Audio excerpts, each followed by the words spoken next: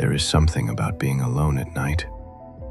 The silence feels different, heavier. Every small sound becomes something else. Every shadow has a shape. Every creak of the floorboard makes you hold your breath. Most of the time, it's nothing. Most of the time. These are 3 stories from 3 different people. 3 people who were alone at night. And what found them was very real. This happened to me 3 years ago. I was house-sitting for my aunt while she was abroad for 2 weeks. Big house, old neighborhood. I didn't think much of it. The first night was fine. Second night, fine. Third night, something woke her up at 2 a.m. Not a sound, not a dream, just a feeling. The kind that pulls you out of sleep before you even know why.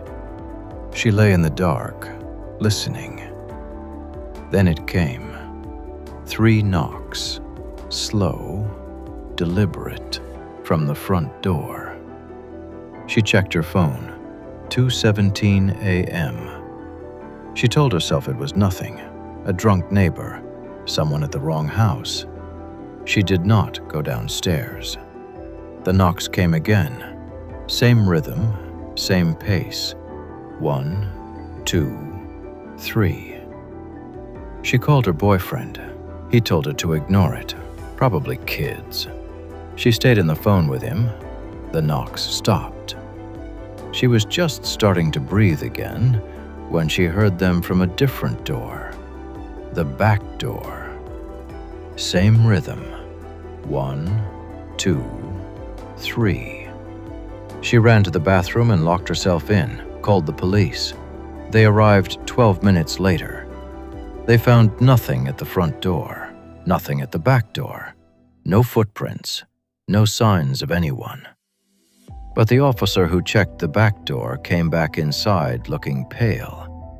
He asked her, very carefully, "Ma'am, how long have you been here alone?" She said 3 days. He nodded slowly, and then he said, "The lock on your back door, it's been picked. Someone had already been inside this house before we arrived." She never went back to that house. Her aunt still lives there, and to this day, she never found out who knocked. I grew up in a rural area, miles from the nearest town. When you live that far out, you learn to ignore things. Strange sounds, animals, the dark. But there are some things you can't explain away.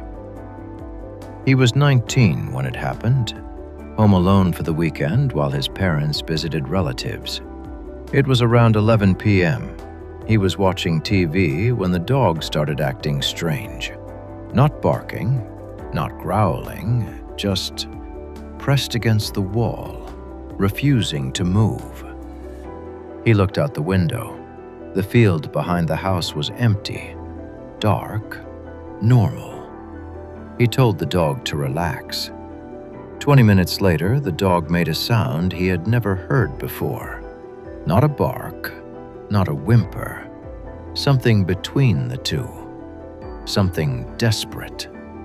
He looked out the window again. There was a figure standing in the field, about 200 meters away, just standing there, facing the house. He stood at that window for 10 minutes.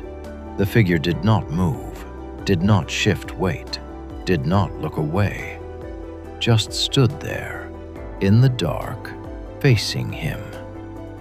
He turned off all the lights inside so he could see better, and that's when he noticed something that made his stomach drop.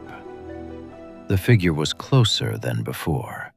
He hadn't seen it move, but it was closer, maybe 150 meters now. He grabbed his phone and called his father, kept his eyes on the figure while he talked. His father told him to lock every door and window and not go outside. He looked away from the window for 30 seconds to lock the back door. When he came back, the figure was gone. He searched the field the next morning. In the exact spot where the figure had stood, he found footprints in the mud, leading toward the house. They stopped, 30 meters from the back door. They just stopped, as if whoever made them had simply ceased to exist. No footprints leading away, no footprints going back, just prints moving forward, stopping, and nothing. He never found an explanation, and he never stayed alone in that house again. I'm a nurse. I work night shifts. I deal with real things. What happened to me last winter is the only experience in my life I cannot explain. And I have tried. Believe me, I have tried. She had just finished a 12-hour night shift, got home at 7 a.m. Her flatmate was away for the week. She was alone. She made tea, showered, got into bed. She was asleep within minutes. She woke up at 2 p.m. The flat was quiet. She lay in bed for a moment, that half-awake feeling where everything is still soft and slow. Then she heard it. A voice downstairs. Not loud, not clear. Just the low murmur of someone talking, like someone on a phone call, or talking to themselves. She sat up. Her flatmate was away. She was alone. She had locked the front door herself that morning.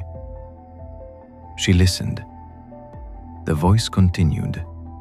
A man's voice. Low. Steady. She couldn't make out the words. She picked up her phone. No signal, which was unusual. She always had signal in that flat. She sat completely still for 4 minutes. The voice kept going, never getting louder, never stopping. Just that low, constant murmur. She grabbed the only thing near her, a lamp from the bedside table, and slowly opened her bedroom door. The voice stopped. Instantly, the moment her door opened. Complete silence. She stood at the top of the stairs, looking down. The hallway was empty. The front door was still locked. She could see the chain from where she stood. She went downstairs, checked every room, every cupboard, under the stairs. Nothing. No one. She was about to convince herself it was a dream when she walked into the kitchen. On the kitchen table, her kitchen table, there was a cup of tea, still warm. Not her cup. She had washed hers before she went to bed. A different cup, one she didn't recognize, sitting in the middle of her kitchen table, still warm. She left the flat immediately, called the police from outside. The police found no signs of entry, no fingerprints on the cup except hers, which made no sense because she had never touched it. The cup itself belonged to no one in the flat. It had never been there before. She moved out within the week. She has never talked about this publicly before. But she told me one thing before I shared her story. She said, "The part that stays with me isn't the voice. It isn't even the cup. It's that when I went back upstairs to get my things to leave, My bedroom door was closed. I had left it open. 3 people, 3 nights, 3 things they cannot explain. The knock that came from 2 doors. The figure that moved without being seen. The voice that left a cup of tea. If you are alone right now, I want you to do something for me. Just listen. Is the house quiet? Are you sure? Subscribe to Horror Nights, because there are more stories where these came from. And some of them are far worse than these. Good night.